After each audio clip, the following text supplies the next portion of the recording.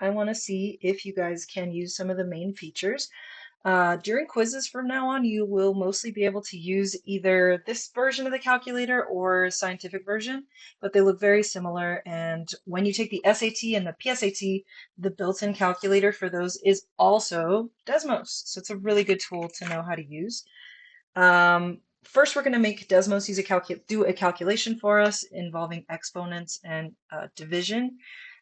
So we can use this little keyboard down here and it will have all the main operations here, but we can use our keyboard as well. So if I wanted to do something like 6 divided by 3, and you can see when I did division with my keyboard, it turned it into a fraction. That's because a fraction is a representation of dividing two numbers. And we can see also that on your keyboard, it's the question mark key. If I type the division button here, it also on the calculator screen, the on-screen keyboard, it also creates a fraction. So that's just another way of showing division. To use an exponent, so I could use arrows to go to the top or bottom of the fraction, or I could go outside of the fraction and add another number. Either way, and I'm going to do plus 10 to the power. On your keyboard, that's Shift 6. On your on-screen keyboard, it's A to the B power here, which basically you'll see a little cursor that moves up. And now let's just do 10 squared. So I know that 10 squared is 10 times 10, that's 100. And then if I add 6 divided by 3, which is 2, I should have 102, which we see right here. Next, we're going to add a table of values. So I'm just going to click here. Let's get rid of that on-screen keyboard to have a little bit more room. And then where it says add item, I'm going to add a table and a table of values. So I can just type random numbers if I want. And we can see that the points are now plotted. We can also hide those points to make things a little bit easier to see, or if we're trying to see just one part of our graph at a time, by clicking this little circle here, it makes the dots appear and disappear.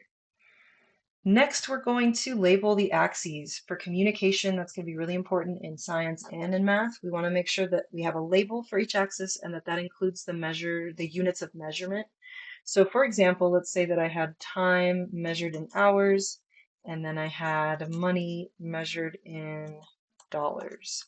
And when I click outside the settings, now you will see that I have those two labels on my axes. Next, we're going to show the hidden function that was here when I first started recording. And I can even delete these things just again to kind of clear up some space.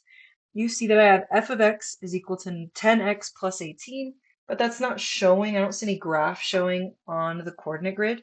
So if I click this little circle next to f of x, I can show the function. If I click it again, it hides the function. So it's on and off like that. Another cool thing to know is if you click and hold that little circle, it gives you a ton more options. Like you can make a dashed line or a dotted line. You can change the color of the line. You can change the thickness of the line, make it thinner or wider. And then just good to know that you guys can do that to really have control over what you want the graph to look like.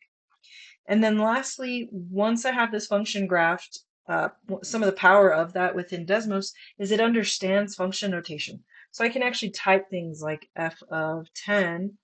If, for example, if this did represent the amount of time I was working in hours and the amount of money that I made, and I wanted to know or predict how much money I would make working 10 hours, this tells me I would expect to make $118. And we can also find that just by looking at the graph and finding the intersection.